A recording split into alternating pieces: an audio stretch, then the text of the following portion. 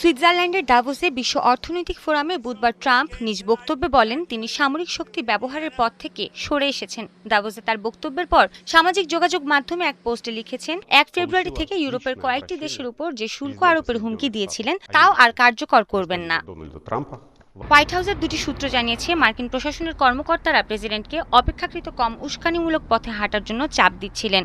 ডেনমার্কের এই অঞ্চলটি সামরিক শক্তি দিয়ে দখল করার বিষয়ে ট্রাম্পের টিমের অনেক গুরুত্বপূর্ণ সদস্যই অনাগ্রহী। বুধবার শুল্ক বাতিলের ঘোষণার পর ট্রাম্প বলেন, দাভোসে আলোচনার সময় তিনি এবং ন্যাটোর মহাসচিব মার্ক রুটে গ্রিনল্যান্ড ও পুরো আর্কটিক অঞ্চল নিয়ে ভবিষ্যৎ চুক্তির একটি কাঠামো তৈরি করেছেন। সম্ভাব্য এই চুক্তি নিয়ে আলোচনার জন্য তিনি শীর্ষ কর্মকর্তাদের দায়িত্ব দিয়েছেন। হোয়াইট হাউস সূত্র জানায়, এই শুল্ক আরোপের বুদ্ধি দিয়েছিলেন বাণিজ্যমন্ত্রী হার্ডওয়ার্ড লুকনিক সহ মন্ত্রিসভার কয়েকজন সদস্য।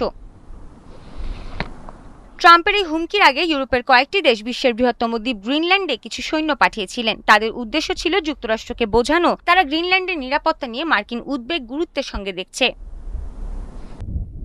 ইউএস আর্কটিক রিসার্চ কমিশনের প্রধান Tom Dans, vice president JD Vance ও পররাষ্ট্রমন্ত্রী মার্ক রুবিও গ্রিনল্যান্ড ইস্যুতে মধ্যপন্থা খুঁজছিলেন। অন্যদিকে হোয়াইট হাউসের deputy chief of staff Stephen Miller সামরিক শক্তি ব্যবহারের বিকল্প টেবিলে রাখার পক্ষে ছিলেন।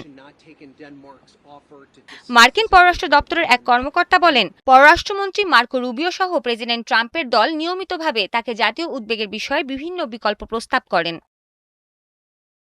দাভোস সম্মেলন শুরুর আগে ইউরোপীয় নেতারা গ্রিনল্যান্ড দখলের বিষয়ে যুক্তরাষ্ট্রের উদ্যোগের বিরুদ্ধে তাদের প্রতিবাদ আরও জোরালো করেন। আন্তর্জাতিক বিশ্লেষকরা বলছেন, এ ঘটনা আবার প্রমাণ করল গ্রিনল্যান্ড দখলের প্রতি ট্রাম্পের দীর্ঘদিনের মোহ কিভাবে বারবার কূটনৈতিক ও রাজনৈতিক বাস্তবতায় বাধার মুখে পড়ছে। অর্থনৈতিক, রাজনৈতিক বা বাজার পরিস্থিতির চাপে এই রিপাবলিকান প্রেসিডেন্ট বারবার শুল্ক ও অন্যান্য নীতিতে তার সিদ্ধান্ত বদলাতে বাধ্য হচ্ছেন। সৃষ্টি ঘটক, ৭১।